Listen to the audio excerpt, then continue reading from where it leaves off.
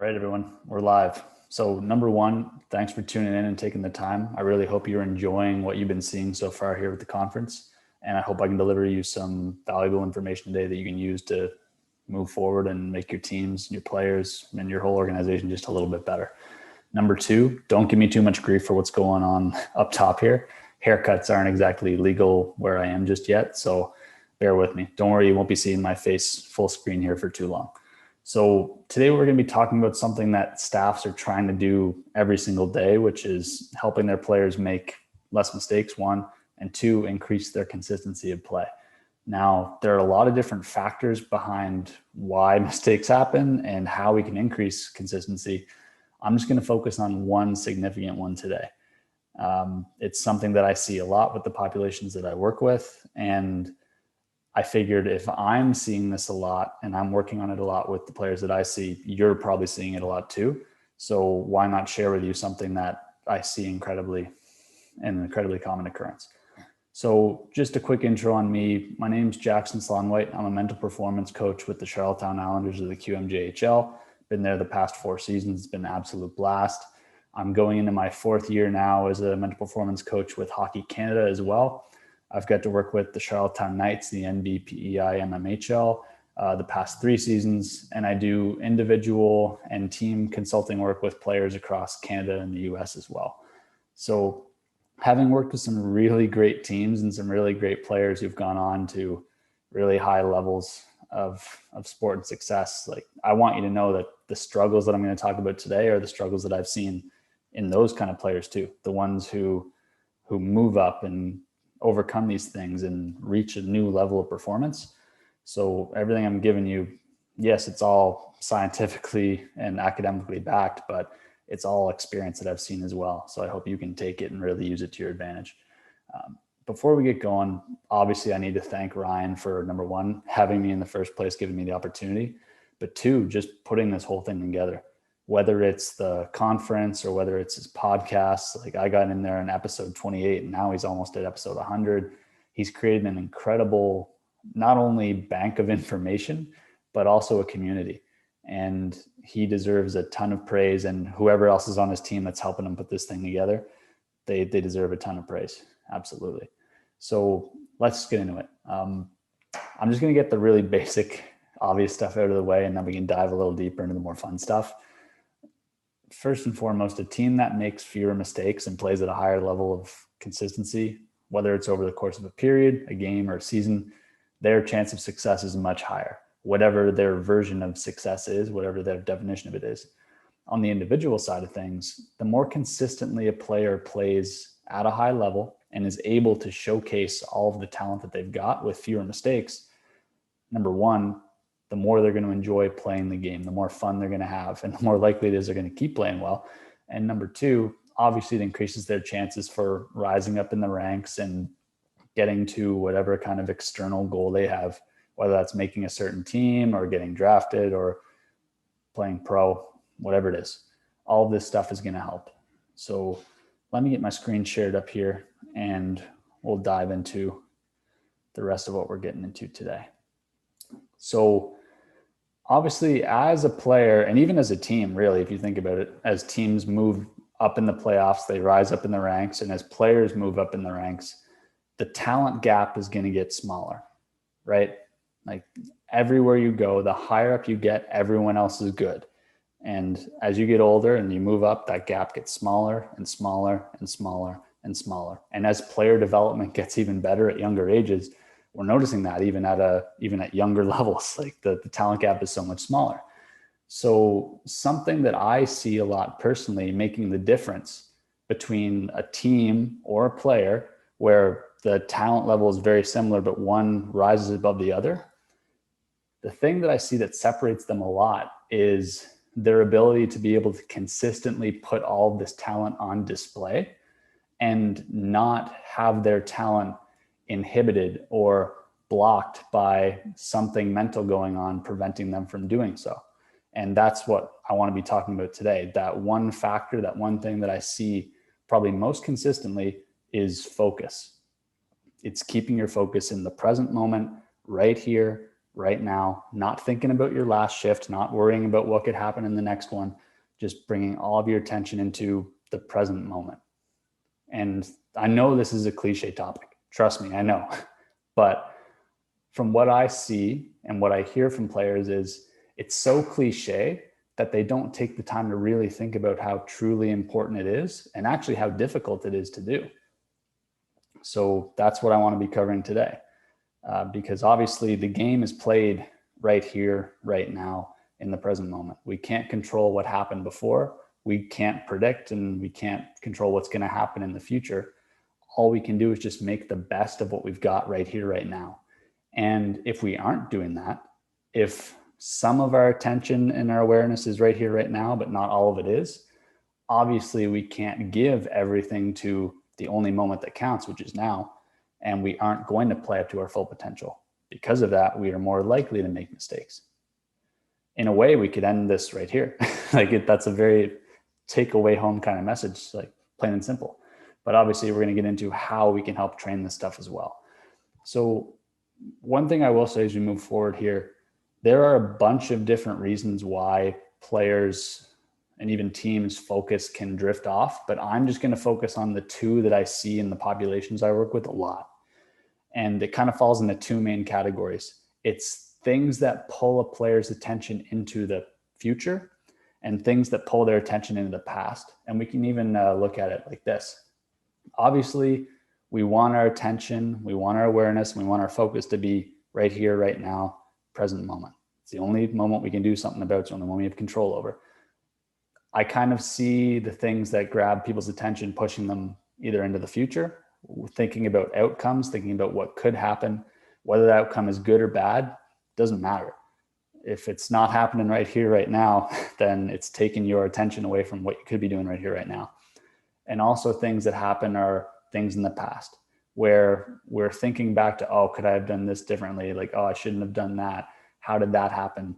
Whatever it is, if we're thinking back there, then we can't be right here, right now, where we need to be. So with that in mind, there's kind of two main things that I see. When players are getting their attention pulled backwards into the past, usually it's because they're ruminating on something that happened that didn't go their way. Usually, sometimes it's thinking about a good thing. Sometimes like they got a really lucky bounce or they made a really amazing play, something like that. And they're living in the past there. And sure, that could be nice as like a confidence booster in a very short-term thing. But as a whole, whether it was good or bad, we need to have a short-term memory and bring our attention back into the present moment, plain and simple. And on the other side of things, and this is something I probably actually see a lot more, is players who have their focus derailed because they're thinking into the future. Whether they're thinking about something that's about to happen right now, like, oh, I'm about to take this penalty shot, and what if it goes in? What if it doesn't? What are the scouts going to think, et cetera, et cetera. Or maybe they're thinking about like, oh, that ref blew that call. Now we're on the PK and we're late in the game. We're only up by 1. If we lose this game, it's their fault, blah, blah, blah. Like you're still thinking ahead into the future. And that's very short-term stuff. This stuff can also be much longer term as well, being like a player's draft year. I can't tell you how many times I talk to players at the start of the year when they're in that draft season and they're always thinking ahead to like, what are the scouts thinking? What are coaches thinking? How's that game going to look? How's that going to impact where I'm ranked? It's a lot. And the plain and simple truth is there are moments to deal with these things, obviously, but in the present moment, when we're on the ice, we're trying to play, that stuff's irrelevant. And the more we think about that stuff, the more distracted we're going to be. And the harder it is to play as well as you possibly can and make the most of whatever you're doing, plain and simple. And there's actually a really interesting story and example I can bring to this, talking about Tampa Bay last year. So Tampa Bay has a really great mental performance coach named Ryan Hamilton. And he did a really good job talking about the experience of being in the bubble with the team and talking about what they went through in order to ultimately reach the goal that they did. And he told a really interesting story about them before Game 5 that really illustrates this point very well. He talked about how the morning of game 5, they, up 3-1 in the series, they have a chance to win the cup that night.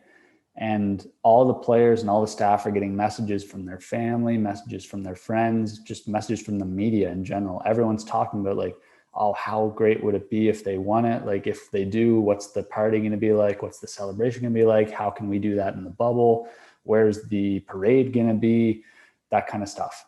So without, whether they realized it or not, with all that stuff going on and all that stuff being processed in their minds, thinking about it, they're already thinking hours ahead, days ahead, and weeks ahead. Their focus and their attention isn't present. It's not right here, right now. They weren't just thinking about playing the game and winning the game. They were thinking about winning the Stanley Cup and everything that comes with that. And sure enough, it's a close game, but they didn't end up pulling it out in game 5. So game 6 rolls around. They took a very different approach. They purposely and consciously focused on, okay, we're not going to think about what we're going to do if we win. We're not going to think about what the parade route will be if we win. We're not going to think about winning the Stanley Cup. We're just going to win game 6. And what do we have to do to win game 6? That was the mentality they took into that game. Paid off for them. Can you see the difference? It's very simple, right? First one, game 5, attention and focus is getting pulled into the future, right? Whether we really recognize it or not, that's where it is. Game 6, attention's just on right here, right now. What do we have to do to win this game? Plain and simple. Ended up working out pretty well for them. So one point that I really want to make super clear here, and this goes for a lot of mental performance things, not just focus, but obviously focus as well. It's not just an intangible thing that a player has or a player doesn't have, or a team does have or a team doesn't have. This is a trainable skill that anyone can build. And the way that I like to talk about this when I talk about it with players especially is I'll show them a picture like this and I'll ask them, have you ever seen someone taking their dog out for a walk, but it's their dog who's walking them? Their dog's just yanking on the leash, pulling them to the dead squirrel here and the telephone pole there, and the dog's going wherever it wants to go and the human's just getting dragged along for the ride. For a lot of players that I talk to, that's their brain. Like, that's their attention. That's their ability to focus. It just goes from one area to one area to one area to the next really quickly. And they don't have a lot of skill or strength to be able to recognize, like, okay, my attention's all over the place here. I need to be able to calm it down and center it on one thing, even if it's tempted to shoot off somewhere else. And that's really what we're trying to do here. We're trying to train athletes, we're trying to train players to be able to keep their attention and their focus in the one place they want to. And when the attention does go off here and there, which it will, we're all human, having the ability to, one, recognize, like, oh, it's shot over here, let's bring it back, and have the ability to actually bring it back, right? Like, how many times have you been sitting on, say, like your phone? 5 minutes go by, 10 minutes go by, and then all of a sudden, out of nowhere, it just something snaps and you're like, oh, I've been here for like 10 minutes, right? Like, that was 5 or 10 minutes where our attention and our focus was somewhere that we didn't even recognize it was there, right? So it is a skill that we need to kind of learn to become aware of and learn to work on. And this picture is actually a really simple way of going about it. This is something I show my players and something we talk about. Just learning to kind of check in with yourself and recognize, like, okay, where is my head at? Where is my focus and attention right now? Is it where I want it to be? Is it somewhere that's helping me play at my best or not? And if it is, great, keep it up. If it's not, we got to change it. Now, don't get me wrong. There's a lot of different factors that play into how easy or difficult this could be for a player. Part of it's because of the emotional attachments to situations that are going on. Part of it has to do with belief systems. Don't worry, we're not getting into all that deep stuff here. I just want you to understand that the fundamental skill of recognizing where someone's head is at and recognizing if it's where they want it to be or not, and being able to bring it back to where you want it to be if it's not, that's like dribbling in basketball for the mental side of the game. It is fundamental, it is absolutely necessary. And the better you are at it, so many other skills are just going to fall into your lap because of it. So many other skills will be so much easier to do if you can train this skill, which you absolutely can. Now, when I talk about this, some of you might be sitting here and thinking, well, Jackson, wait, this sounds a lot like meditation or mindfulness training. And if you were thinking that, you're absolutely right. It basically is. A lot of the stuff that I do attention-wise and focus-wise, not all of it, but a lot of it, would be considered to be meditation or mindfulness training. However, I try to never use these words with the players that I work with until I first communicated with them how important this stuff is and how much of a competitive advantage it could be. Because a lot of them, when they hear either of those words, this picture here is exactly what they think about. Oh, I'm going to sit cross-legged on a mat with my hands out like this, or my hands together like this with my eyes closed, and I'm just going to hum, or I'm going to say a mantra or something like that. There's a lot of players have that picture of what meditation or mindfulness training is. And while technically, yes, you could do that and it would actually help you, there's no way I'm going to tell a player to do something like it before they realize and understand, like, okay, I can use this to get better at the game. And I can actually give you a pretty interesting example of this because there's a player I'm working with right now who a few weeks ago told me he really wants to work on his focus over the course of the summer. And he wants to start meditating because he's seen really good players in a whole bunch of sports do it and heard them talk about it, but he didn't understand how it could help him. So I'm going to actually run you through the same thing I told him to kind of give you an idea of how simple it can be. So for this guy, he has a goal of playing the AHL 4 years from now. So I took that goal and we kind of reverse engineered it for him. We said, okay, if you're making it to the A in 4 years, obviously you need to improve the skills that you have, because if your skills were good enough right now and you were displaying those skills consistently right now, you'd be there already, right? But he's not. So those physical skills need to mature, they need to improve, and he needs to have the ability to consistently display these skills in competition, right? Like, he can put in the reps in practice, he can get it on the ice and work on those skills and build them up. But if he doesn't have the skill to be able to shrug off the distractions and keep his focus where it needs to be in order to let all of those skills he's trained come out, it's useless, right? It's like having a supercar but no gas. Sure, you have the thing that can perform amazingly, but if you don't have the juice, if you don't have the fuel, if you don't have what's necessary to make that thing go and make it work, what's the point of having it in the first place, right? So we talked about this with him and he began to understand, like, okay, not only do I need to build my skills physically so that I can play at the level I want to play, but I need to have the ability to clear my mind, focus where I need to focus in order to be able to let my skills flow through, shine through, and play at my best. Because if he can do that, he'll reduce the impact that distractions have on him. He'll be able to bring his focus and attention back quickly where he wants it to be. And he'll be able to execute his skills on a more consistent basis at that higher level. Plain and simple. Now, obviously, there's a bunch of players that do this, right? In all kinds of sports. And obviously, the list I have here is incredibly small. There's a ton who do this. I'm sure a lot of us have probably watched that documentary, The Last Dance, on Netflix. And there is about a 5-minute segment where they talk about Michael Jordan and how he was the most present player in the league. Not the best player, the most present player. So if he was on the bus chewing his gum and listening to music, his head was on chewing his gum and listening to his music, right?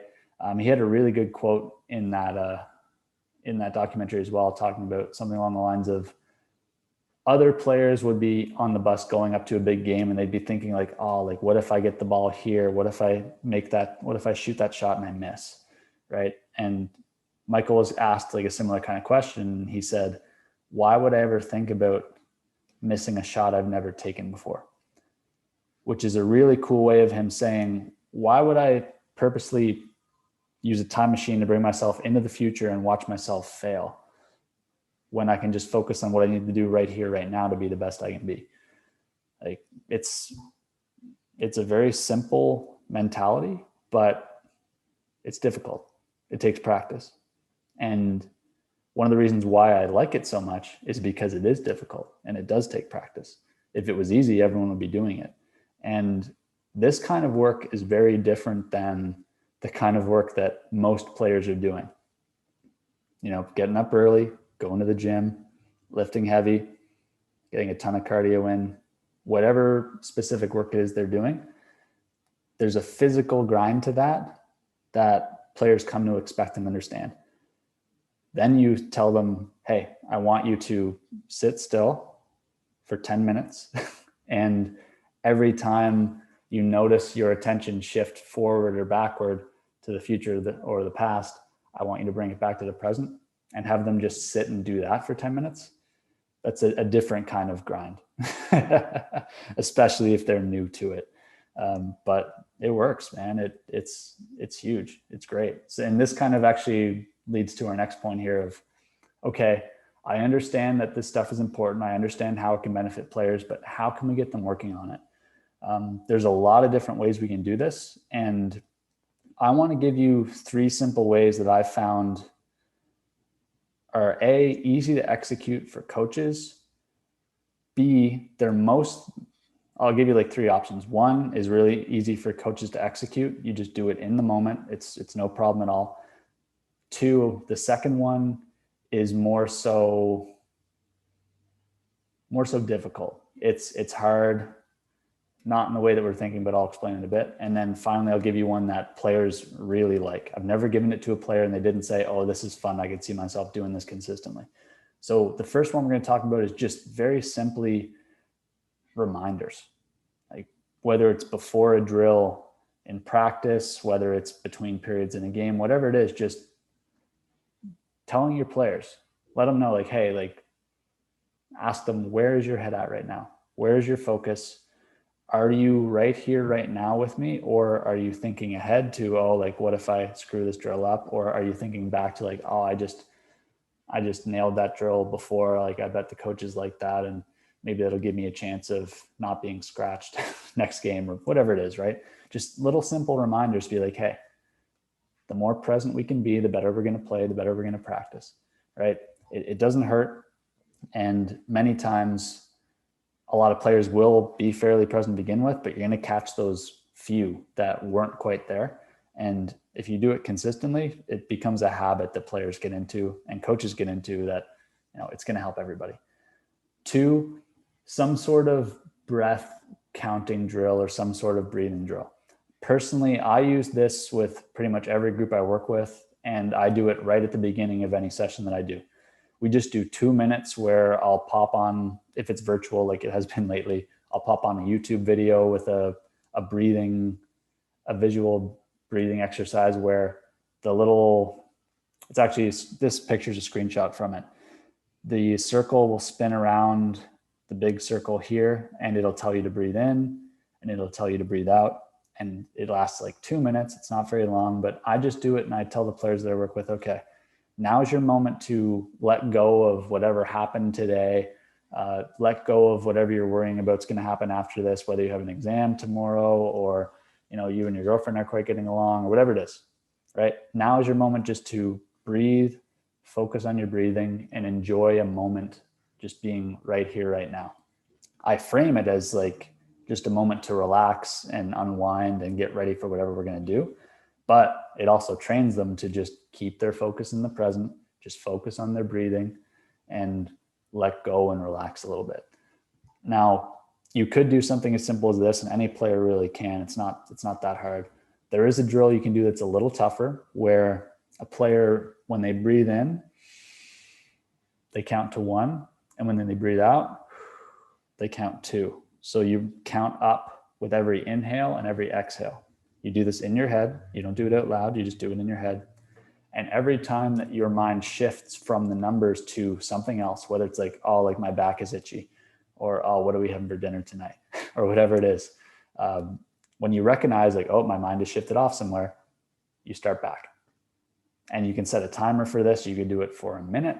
You can do it for 2 minutes. You can do it for 5 minutes. It doesn't need to be a very long time. But I'd even challenge you after this presentation, if you have a little time, try it. Even just a minute. Just breathe in, breathe out, count, see how high up you can get before your mind drifts off somewhere. Turn it into a little game. Maybe if you're watching with some other members of your staff, you could all do it and make it a little competition, have a little fun with it that way, which I have actually done with my players over the course of the last season, especially virtually. And finally, this is the one that players always seem to really enjoy. Something called a concentration grid. So you can see the picture of it below. There's a grid with 16 cells and obviously 16 numbers in it, 1 through 16. And the way that I run this with my players is, or that they can do it on their own, is I tell them, okay, I'm going to give you a grid. I'm going to pop it up on the screen and you're going to time yourselves. And what they need to do is they need to find the numbers in order in their head. And then when they're done, they press pause on their timer. They see how they did, right? So maybe I pop this one up on the screen. I say, okay, or before I pop it on the screen, I say, okay, we're going to start at 16 and count our way down to 1. So I pop it on the screen, they start their timer, and immediately they look for 16, then 15, 14, and they see how quickly they can find all of these. Now, I know it sounds incredibly basic, incredibly simple, but here's the beautiful part of it. We start them with one that's smaller like this, 4x4. It doesn't usually take very long, maybe 10 to 30 seconds at the most. Usually that's what a player is going to do this in. And then we move it up to a 5x5 and a 6x6 and then a 7x7. And all of a sudden they aren't completing it in 15 seconds anymore. Now it's like 45 seconds, a minute and 15, 2.5 minutes. And the longer it takes, the more the player A is going to get mentally tired, but B, they're going to have moments where their focus drifts off of what they're doing and they need to bring it back. So say if you're doing this and you're like, oh, I can't find 9. Where's 9? Where's 9? Where's 9? Oh, this is eating up on my time. I'm going to lose, like so-and-so is going to beat me. And now all of a sudden their focus isn't present on the task. Now their focus is ahead on the result and the possible negative consequence of it. So it's amazing, but a little drill like this actually simulates what goes on in a player's head when things aren't going their way really well. It's a good way to practice recognizing like, okay, is my head on task? Am I thinking forward? Am I thinking back? Let's bring it back. Let's calm down. Let's just get the next thing done. Let's get the next number done. Just the same way of like, okay, if I had a bad shift, okay, let's just bring our focus back. Let's just focus on getting the next shift done and doing it the way that I want to. It's super simple, but it's super fun. So obviously I wouldn't talk about this without at least giving you the opportunity to do one, right? So here's what I'm going to do. On my next slide, I have a 4x4 grid. So 16 numbers, and we're going to go simple enough. We'll go 1 to 16. I'll pop it on here and I'll give you about 30 seconds. Okay. So you can take your timer out right now on your phone if you want. You can go along with it if you'd like. It makes it more fun, and it's a little harder if you time yourself. You don't have to though. And well, I'll let you run one. We'll see how you do. All right. If you are ready with your timer, great. If not, that's too bad.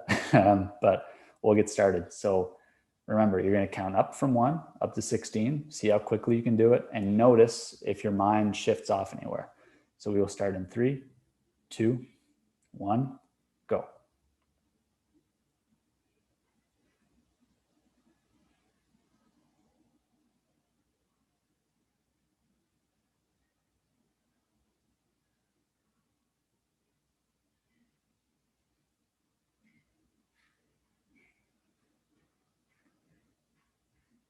Okay. All right. Whether or not you're finished up, hope that went well for you. I know it's a very small one. If you really want to get a taste of how difficult but fun it can be, by all means, just Google them. Google like concentration grid 5x5, concentration grid 6x6, whatever it is. You can even have, you can turn this into a competition that you do within your teams as well. You can print all these out and have everyone do the same one and time themselves that way, or you can do it virtually. I'd show these on on Zoom calls, I'd share my screen and show one of these the same way I'm doing it with you right now. And the guys would time themselves and they would compete with each other. It was a really fun thing to do, especially during quarantines when no one could play at all. It was really good. So the last thing I want to say about how you can train this stuff and get reps in with it, just two simple things. One, short training is effective. You don't need to be at this for like 20 minutes a day or 30 minutes a day. You really don't. Like even 5 minutes of this a day can make a really, really good difference. And someone who's a mentor to me in the mental game here talked about this example of how you can use mental training consistently to get better. And he talked about how it's like taking a bath. He said, if you take a 5-minute bath once a day, you're going to smell good and people won't mind being around you. If you take a 2-hour bath once a month, sure, you're going to smell good for a day, but the rest of the month you're going to stink, right? So yes, this stuff is really good and it helps a lot, but it has to be done consistently. Just like any other skill that you're learning. You know, you're not going to put the guys into the gym once a month and expect to get strength gains. You're not going to practice once every 2 weeks and expect their skill to improve. It doesn't happen, right? And this stuff is no different. Short training, consistent training. So just to take away here and finish things up, just a few main points here. So one, a player or team's ability to control their focus plays a large role in their success, in their ability to stay focused on task, to deflect any distractions that could come their way, and let their natural skills and talents flow through without anything holding them back, right? Two, thoughts about outcomes and their consequences. These are common distractions, whether it's thoughts about outcomes and consequences in the future or consequences we've already suffered from the past. Either one takes you away from the present moment. Number three, training ourselves to be present and recognizing where our focus dips and when it dips is possible. It's not something that you're born with or you're not. It is a skill, just like learning to shoot, just like learning to skate. You can learn and get better at this stuff. Four, and I love this one, especially for all the staff listening, communicating the benefits of this work with players is key. They need to know what's in it for them and they need to understand how it can help before they're going to take this stuff seriously. And five, like we just said, short, consistent training. Doesn't have to be anything big, doesn't have to be anything crazy, but short, consistent training is key for this. So with that being said, that's all I got. I really hope time-wise I was okay. I know we tried to keep it a little shorter. If you have any questions for me that you haven't posted in the YouTube video, that I think that's where the questions are supposed to go, or maybe on Twitter, feel free to hit me up in any of these areas. You know, hit me by email, hit me with LinkedIn or Twitter. You can just search my name on either of those and those will be fine. So again, I just want to say thanks. You know, thanks for taking the time. Thanks for listening in. It's been a lot of fun. I hope you can take something from this and use it to improve what's going on with your teams, and all the best moving forward. Yeah. Thanks again. Have a great day.